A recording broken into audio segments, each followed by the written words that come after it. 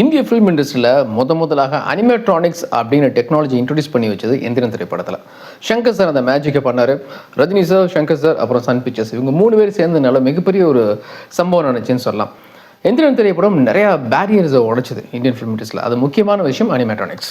Animatronics அப்படின்னா நீங்கள் Jurassic பார்க்கில் பார்த்துருப்பீங்க. லாங் ஷாட்டில் காமிச்சது எல்லாமே விஎஃப்எக்ஸாக இருக்கும்.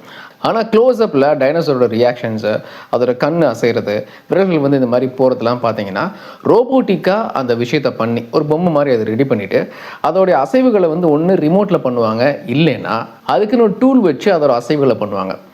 இந்த அனிமேட்ரானிக்ஸ் டெக்னாலஜியை முதல்ல இந்திய சினிமாவில் அறிமுகப்படுத்துனது எந்திரன் திரைப்படத்தில். எந்திரனில் சிட்டி ரோபோ வர்றதுக்கு முன்னால் ரோபோவை ரஜினி சார் நிறையா ட்ரெயின் பண்ணுவார். அந்த சீக்வன்ஸில் அனிமேட்ரானிக்ஸ் யூஸ் பண்ணியிருக்காங்க.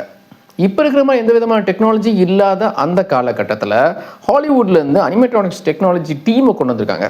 எந்திரன் திரைப்படத்துக்கு அப்புறமா இந்தியன் ஃபிலிம் இண்டஸ்ட்ரியில் நிறையா படங்களில் இந்த டெக்னாலஜி யூஸ் பண்ண ஆரம்பித்தாங்க.